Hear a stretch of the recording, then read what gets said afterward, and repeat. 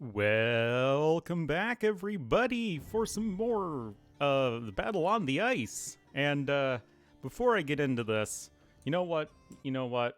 We're gonna do this. This is serious and demands the webcam for the post-workout sweaty Ornlu. But in all seriousness, obviously I know what's going on in Ukraine right now. If you're watching this at some later point, it was like a night ago, Russia invaded Ukraine. And as I'm recording this right now, they've taken over different swaths of the country.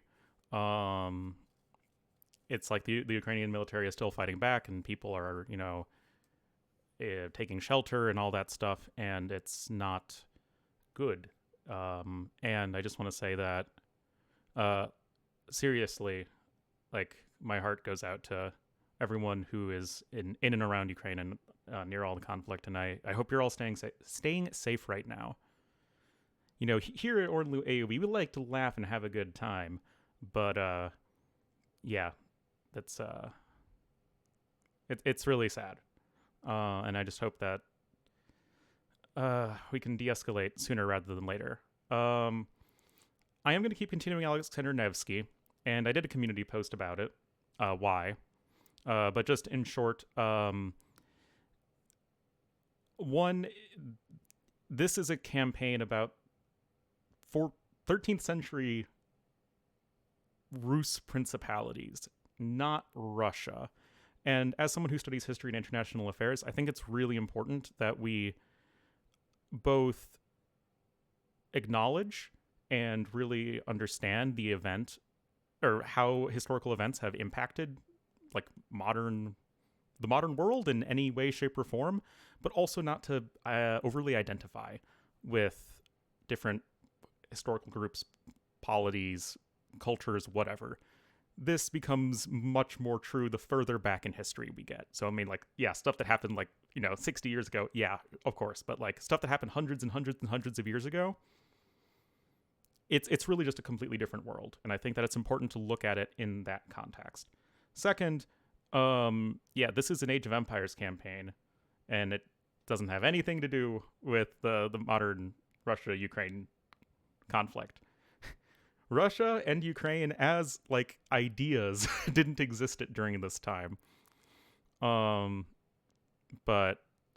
I don't want to get bogged down in all the super serious stuff. We're here to lose at Age of Empires, but I feel like it's important to talk about that. But yeah, check out my community post thingy I made. Back to lighter matters, like pigs. Pigs for days! You know, that guy called us Russian pigs. Well, you know what? We're going to embrace that. Because pigs are good.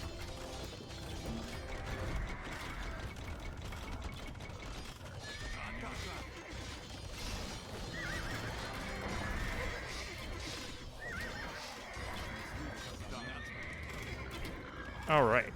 Got a lead boyar on the way. Oh yeah, we can get trade. In a pinch. Oh boy, now the piggies are coming in. These little piggies are going to market. Oh my god, so many freaking idols. Too many idols. Yeah, let's get some heavy scorpion, or regular scorpions for now. Going. Do we have more stone to take? I don't know. It's like a little bit over here.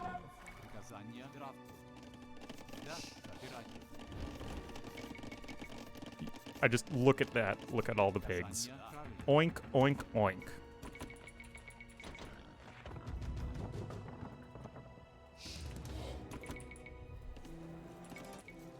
All right. Let's go ahead and get this party started. Where are we? Here we are. Oh my god, these are so many pigs.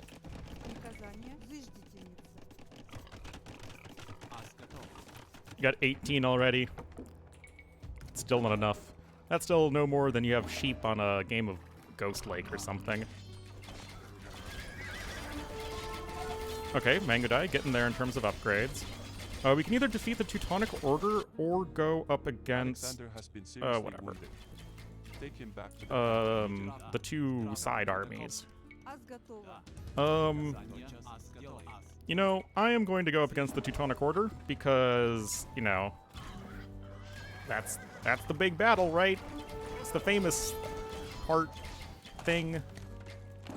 Oh, that ice cracking. Get Druzhna.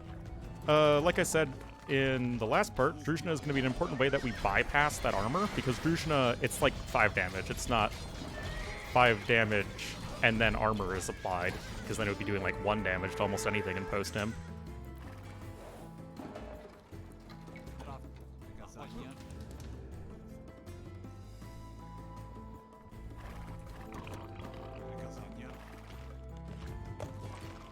Oh boy.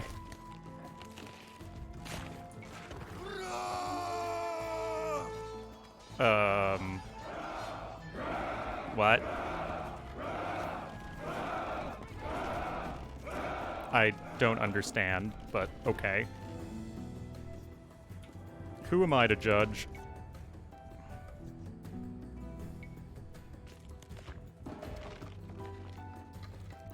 Alright, I don't know what sort of level of opposition we're going to be facing. I assume it's going to be a heckin' lot.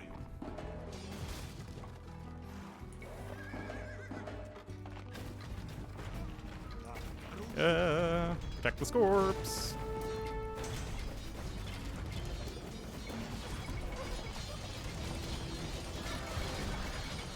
What? No, get to work!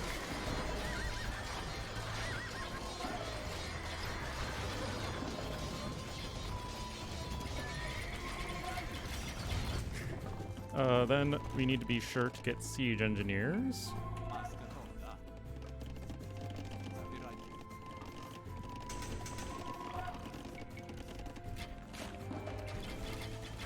Alright, we got lots of Mango Dye.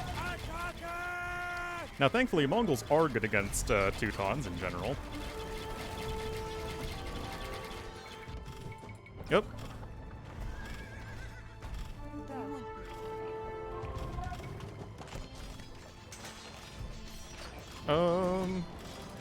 Get him!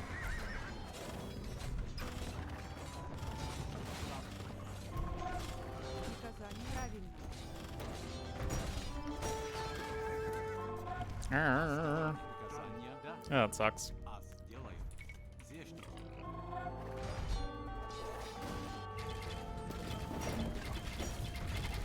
Oh, what? What are you lazy butts doing?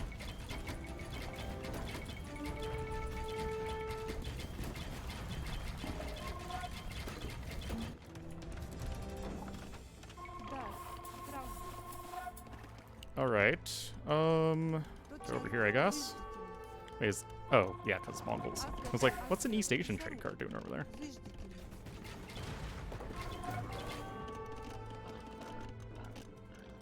Interesting that they sort of... How do you even do this? They have the Slav architecture for some buildings and the East Asian architecture for other buildings? Yeah, no idea how they do that. Alright.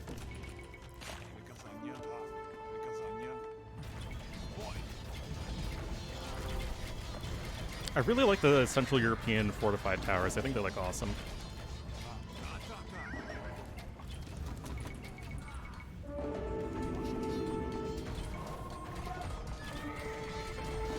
Okay, we do not want to let onagers anywhere near our Scorps. Slav Scorps are super underrated, by the way. 64 wood and gold is like... Okay, that's just a tiny bit more gold than a Cav Archer. Yeah, the wood's a little bit more, but, you know, per unit, obviously. Okay, forward castle. Whoa, whoa, whoa, whoa, whoa, whoa, whoa. You're not being destroyed, right?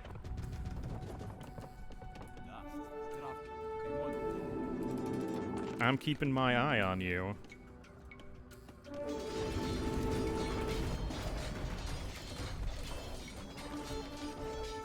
Okay, that's yellow.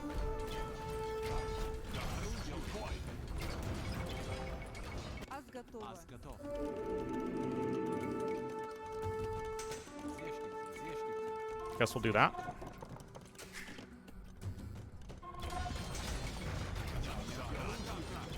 All attack! Yeah, so you have the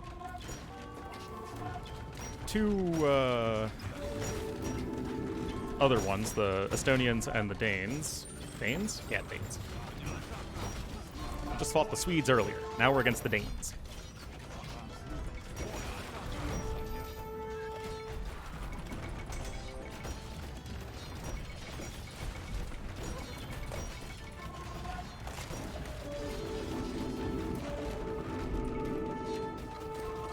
Oh, Capordier is getting us some SOs.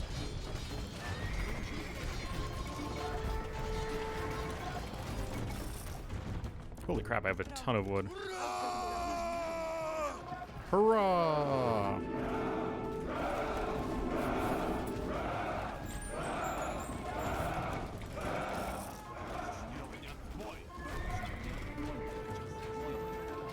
Let's make sure we're not letting any of you get destroyed.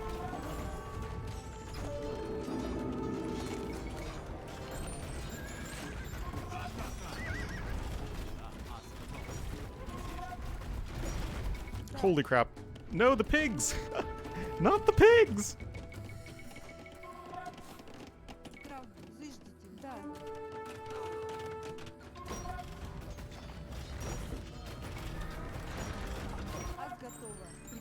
Alright, get back to work over here. Now we're going to go ahead and hope that there's a market in a very strategic location. Okay, well, it's a location. And it could, I suppose, be worse.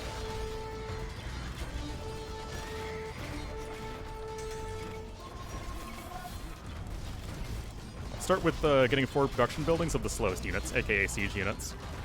That's my general go-to rule of thumb.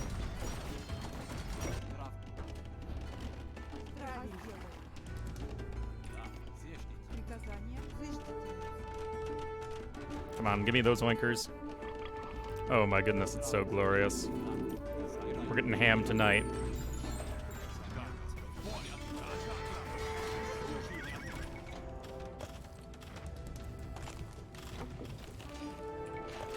Castle.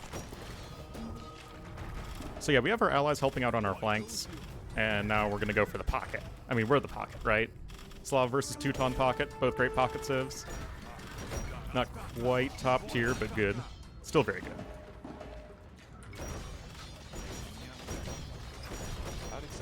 Well, if you're playing Black Forest, they're both top tier for sure.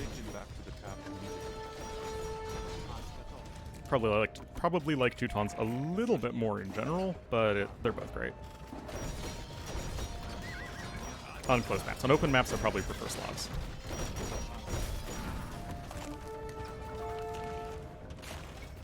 Now let's try going for some champs.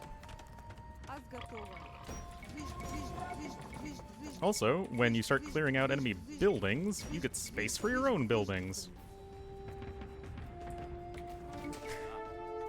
Let's bring you guys forward. I only have 4 vills over here.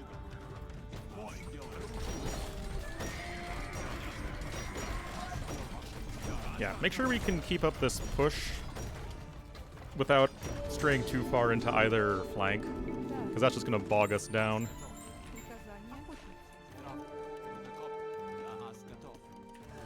Rip. Alrighty. Time for this top tier market. Wait, what? Are they trading through the walls? Is this like the black market? Is that why it's on the side of the city? In the shady back alley?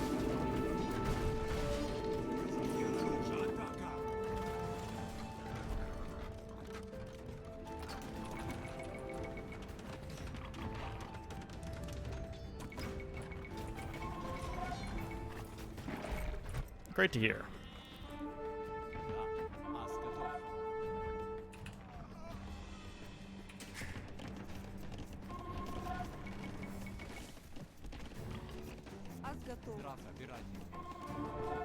Alrighty.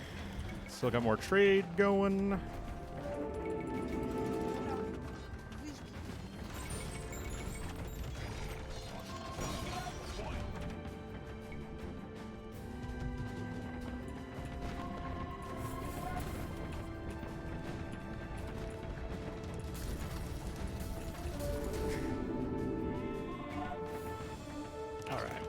Just clearing that up. Is this enough food income?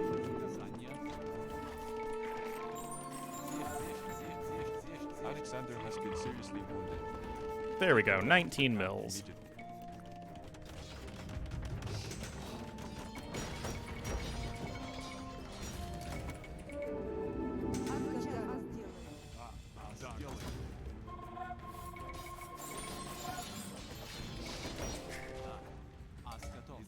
Alrighty.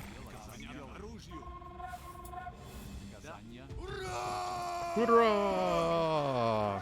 Oh shit. Less than hurrah!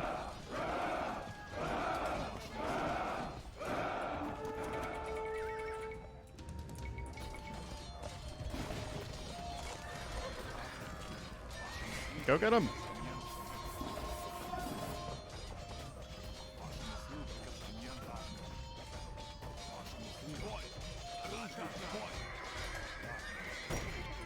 I still think heavy scorpions should have 8 range, same as onagers and siege onagers. Like, why should, like, mangonels, scorpions have the same range in Castle Age, but onagers and siege onagers get more range than heavy scorpions. It just seems weird to me.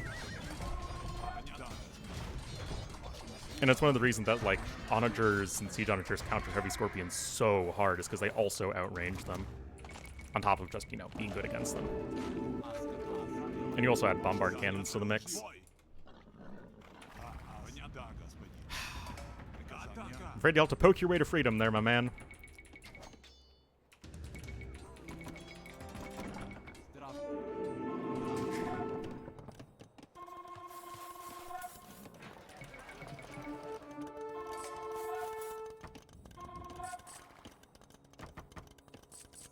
Come on.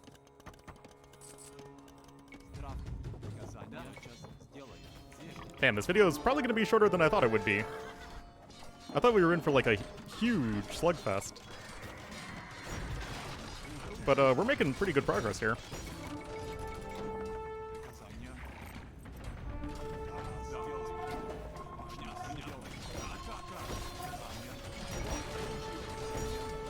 But, you know, it's not over till it's over. We're disrupting their trade routes.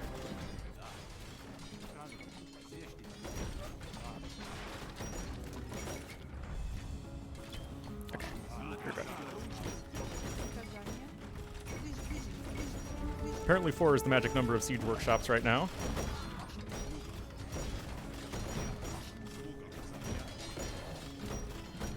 No, you work.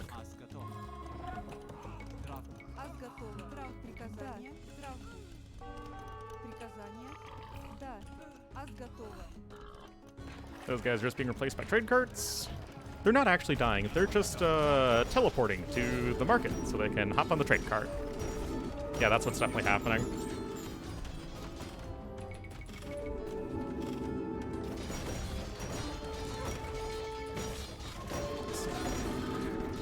Oh, Teutonic garrisons.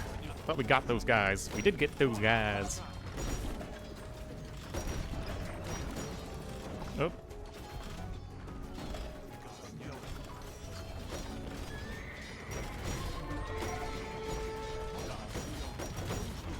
Get you.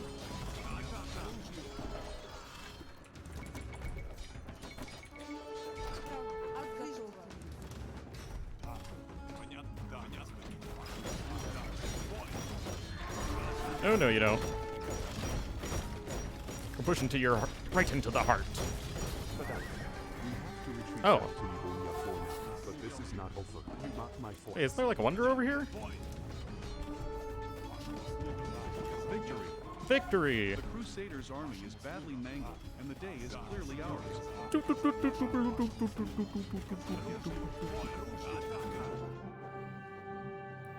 Well, this is shorter than I thought it would be.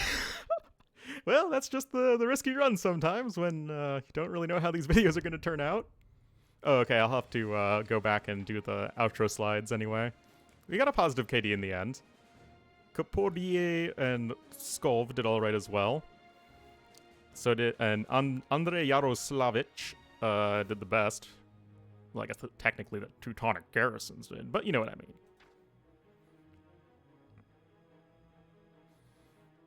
Got a lot of gold. Still managed to get a decent amount of food from all the pigs. Yeah, those 3 relics definitely helped a lot. So, you know, when playing the scenario, definitely tell me what difference the, if you did go for the, you know, Estonian and Danish auxiliaries, if that was like a drastically different experience. Because then you're more pushing with your allies, I feel.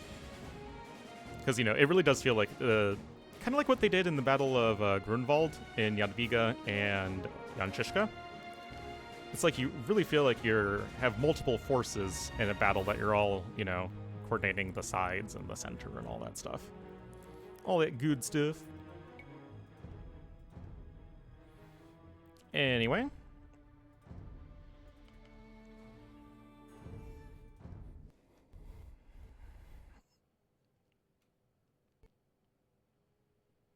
And the game crashed.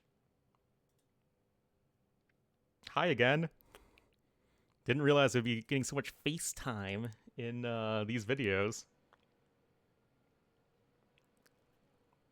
But I guess if for people who don't watch my my stream, probably don't see my webcam all that often, it just goes to show you should follow me at Twitch TV /Ornlu _AoE. There we go. I'm so good at selling out.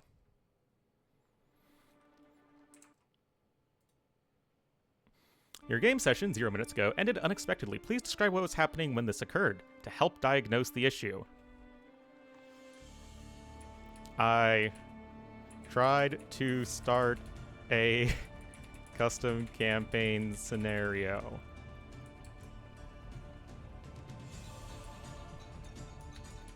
There we go. Oh, thank you. Thank you, DE. I appreciate the reassurance.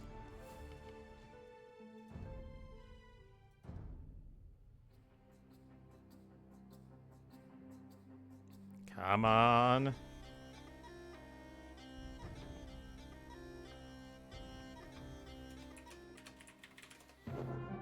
Easy peasy. In many regards, Alexander had won the Battle of the Ice before it even started. He ensured the help of Skov and his brother Andrei, sent by Yaroslav from Vladimir, accompanied by Turco-Mongol horse archers. Alexander also picked both the time and site in which the battle was to be fought. He had forced the hand of Hermann von Dorpat by raiding his lands and pushed the enemy army to advance onto the frozen surface of Lake Peipus. On this icy, slippery terrain, the heavily armored knights and their allies launched all their weight into the might of Alexander's center, but they quickly tired. Meanwhile, the Danes were driven back on their flank by Turco-Mongol horse archers, leaving a gap in which fresh Novgorodian cavalry exploited, threatening to flank the Teutonic army. Exhausted and panicked by the sudden appearance of the Russian cavalry, the Crusaders' ranks started to crumble and soon went into a disorderly full rout. When the Crusaders tried to regroup on the shore of the lake, the thinner ice there even started to give in, quickly freezing the unfortunate men to death. Yeah, it's a pretty horrible way to die. Alexander had just dealt a most brutal blow to the Teutonic Order in Livonia and stated loud and clear that the Rus was not for the taking. The battle also showed that Yaroslav's diplomatic strategy towards the Mongols was highly rewarding. There we go. We did it, guys. Battle on the Ice. The famous one. Whoa. Game of Thrones. What, are we going to King's Landing? I guess that's what we're doing next time, so see you guys for that one.